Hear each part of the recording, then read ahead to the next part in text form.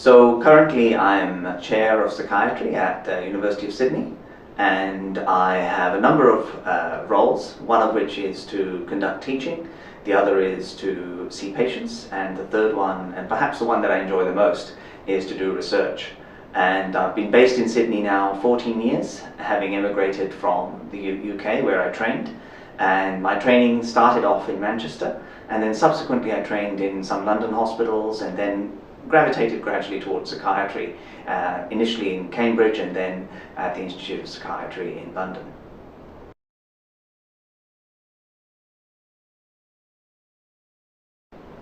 My interest in psychiatry goes back right through to my undergraduate years. In fact, when I first came to medicine, I wasn't really clear what kind of doctor I wanted to be. I'd only ever been exposed to general practice through my own family doctor. And it was only when I came to psychiatry in my third or fourth year of training that I realized that perhaps this was one option. I realized very early on that I didn't like blood, and I didn't like urine, and I didn't like feces, and that cut out a lot of options. But I still toyed with the idea of perhaps doing ophthalmology or neurology, or sometimes neurosurgery, even though obviously that would have a lot of blood. But when I did psychiatry, I realized that the psychiatric challenge of research was really whatever I wanted to be. So I gravitated very quickly to psychiatry and decided that after a general medical training, I would go into psychiatry, both for the research but also for clinical treatment.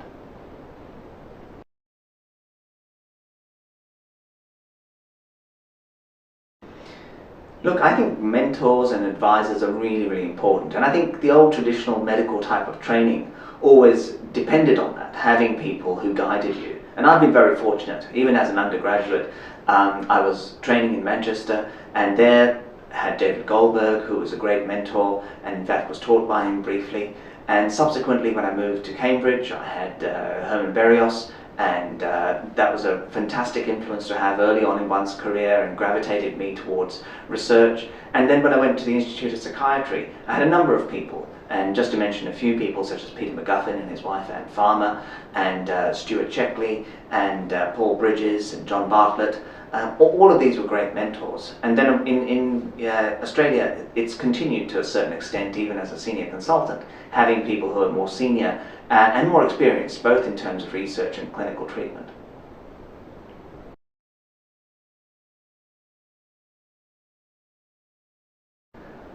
I think good clinical research that we're conducting at present and understanding disorders is vital to enhancing treatment. I think it gives you a better understanding of, first of all, the disorder, but more importantly, how that disorder affects people. And I think research, the scientific inquiry, the analytical thinking that's required is really a critical part of clinical treatment. And so I really think the two are inseparable if done well. And so we really shouldn't be seeing research as being a separate aspect. It should be part of our daily lives.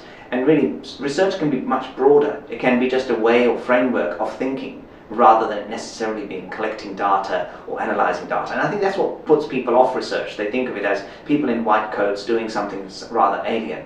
When in fact, research really means being inquisitive, being curious, and wanting to answer questions. And actually all clinicians want to do that, and all good psychiatrists do that routinely.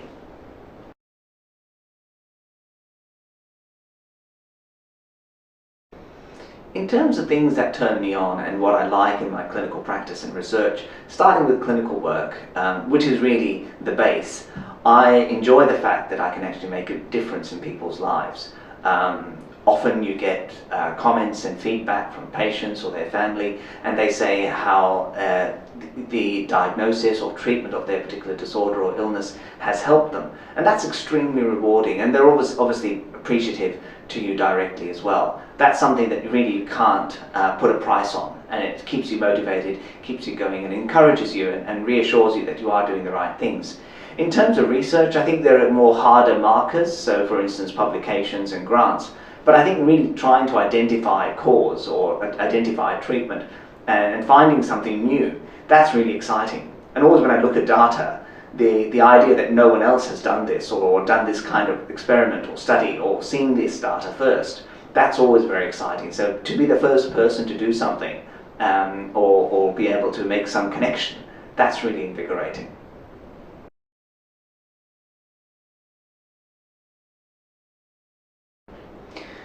I think if I was to think about the things I dislike, then in research certainly there's a lot of red tape. Putting in ethics applications, for instance, I don't think anyone really enjoys that. Though it does help make you think critically about what you're doing, and I think the safeguards are necessary. But the other aspect I dislike about research at the moment, currently in the environment that we're working in, is the competitiveness in a negative way. I think competitiveness in a positive way is necessary because it forces you to excel, it forces you to think and have new ideas. But there's also a lot of negative sides to research in terms of the way things are peer reviewed, for instance, and the competition between groups or individuals. Sometimes good science gets suppressed or downgraded or isn't recognized. And I think those are the things that we need to really improve in research. The other is publication. I think currently in terms of the journals that we have, there's a huge difference in the quality of journals and the processes you have to go through. And sometimes a very good paper isn't recognized for what really the group has achieved.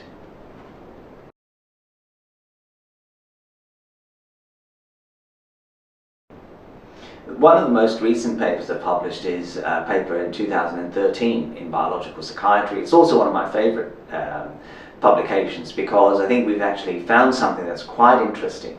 This is a study that's looked at adolescent girls, all aged 15, and we think we've found a change occurring in the hippocampus and its connections with other regions within the brain, such as the insula, the amygdala, the prefrontal cortex, which perhaps identifies early emotional distress and neural compromise even before symptoms actually emerge. So this is subsyndromal changes in girls who are likely to go on to develop anxiety and depressive disorders. And that's really, really exciting. Obviously it has to be verified. Obviously we have to look at them in a few years' time and see whether they actually do develop those disorders. But to even see that change occur quite reliably and early on, that's extremely exciting. So that paper really is what I would identify as a main achievement.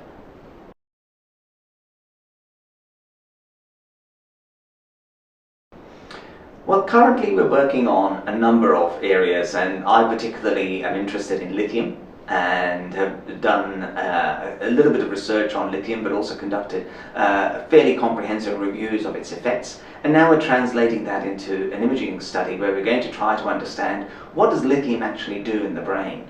And we're going to use a number of functional and structural imaging paradigms to try to dissect out the effects of lithium on the brain, because I think it's really important that we understand its mechanism, because it's the only mood stabilizer that's effective long term, particularly in prophylaxis. Another area linked to that is suicide, and I think we all understand suicide in as much as it's an event that obviously shatters lives, but we don't really understand how people become suicidal.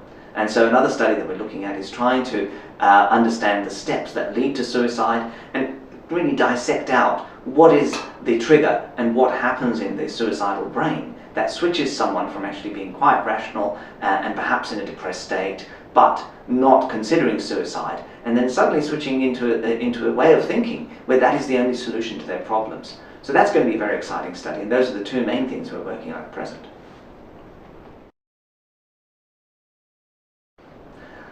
I wrote my first paper way back in 1994, and it was published in 1995. I wasn't the first author on it, but it was really wonderful being able to have mentorship by Andrew Tarbuck and Tom Denning, who are both old age psychiatrists and much more senior and experienced than myself, and I learned a lot from them. And it was a case study on the frontal effects of herpes simplex encephalitis and the frontal lobe dysfunction that occurs as a consequence of it.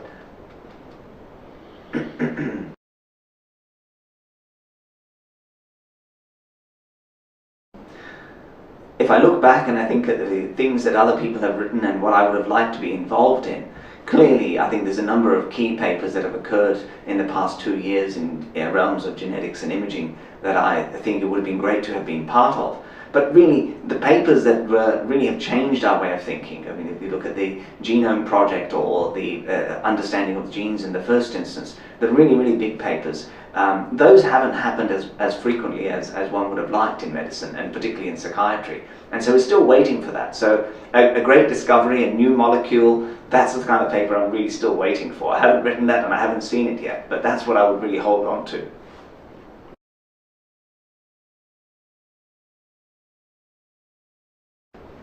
I, as I said earlier, migrated from UK to Australia and have been there now for about 15 years. But I think it's very easy for me to have done that because Australia is English speaking. But there are key differences, particularly in terms of psychiatry. So for instance, Australia is largely governed by private practice, whereas in England it's the National Health Service that provides care for most patients. And that's been quite a switch, both in terms of thinking and in terms of management.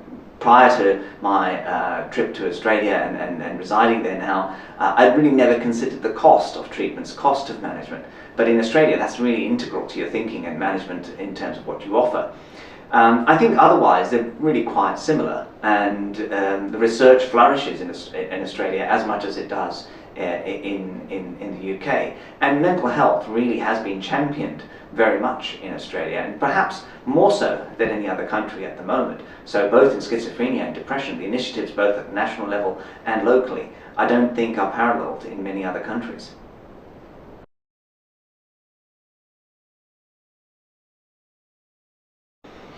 One of the other differences between Australia and UK, and perhaps some commonality in this area as well, is how people are trained.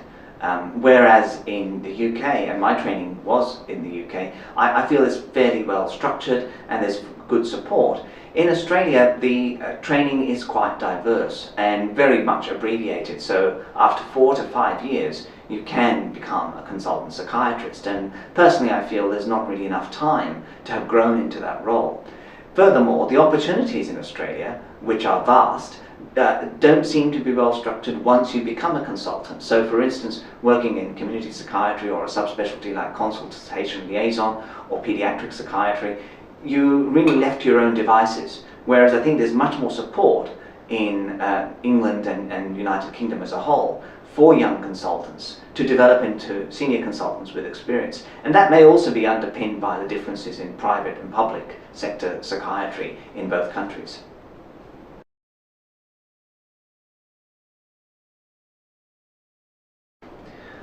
Well, I love psychiatry. I love being a doctor and I love seeing patients and doing research, but I'm actually a failed musician and a failed singer. I embarked on wanting to perhaps emulate some of my heroes in the Indian music industry, and I learnt the instruments, both the tabla and the harmonium, and would have loved to have a career in singing. But I very early on realized that you also need a very important ingredient called talent. And if you don't have that in buckets and the opportunity, then you're really best sticking to medicine. So I still maintain an active interest in music, but I wouldn't say I'm a musician of any rapport.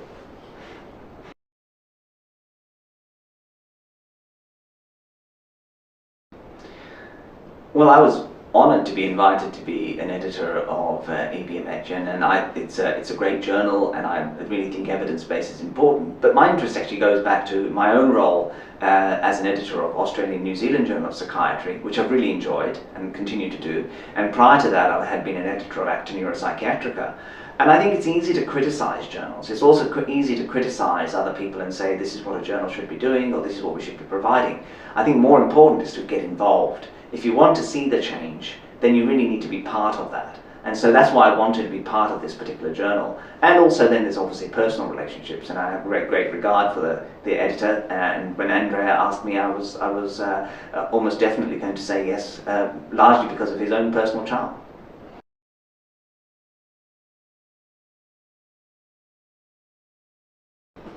I think the journal really speaks to a broad audience, and it's really trying to capture both clinicians but also researchers and academics, but most importantly the young cultivated minds that are coming up through psychiatry, the ones that are growing and understanding the environment, also changing it.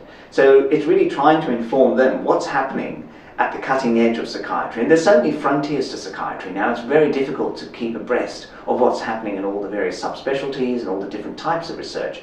And so EBMH provides a wonderful vehicle for that. It brings together all the good science and all the good minds who can critique that science. So someone reading this is really going to be confident that they're up to date. So if you were a stock trader, you'd want to be able to have the best source for your shares. And I think if you're an academic or wanting to be well informed about psychiatry, this is the journal to be reading.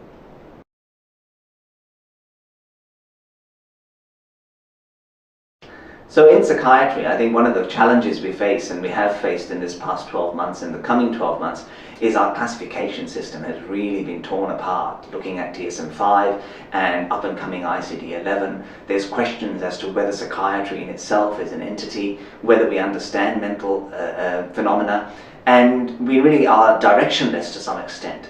And that's why I think we have to gravitate back to our evidence base and not throw out the baby with the bathwater. We have good evidence, we just have to understand it better and then incorporate and translate that into clinical practice. I think this is actually an exciting time for us to reinvent ourselves and provide ourselves a much stronger foundation upon which we can build our profession. I see psychiatry flourishing in the next 25 to 50 years. I hope we're in a state where we actually have very specific and effective treatments for patients and have a much richer understanding of the brain. I think at the same time we have to understand that we are dealing with the most complex organ in the universe. And that's something that we shouldn't lose sight of. We're not taking on something easy. So setting ourselves of targets of 3 years or 5 years or even 10 years is totally unrealistic. If we look at how long it took for man to achieve understanding of other sciences, we have to give ourselves a reasonable lead time. And when you're talking about the brain, then I really think 50 years or a century is a realistic goal. But I'm very confident that we'll have a much better foundational understanding of brain science and psychiatry within that.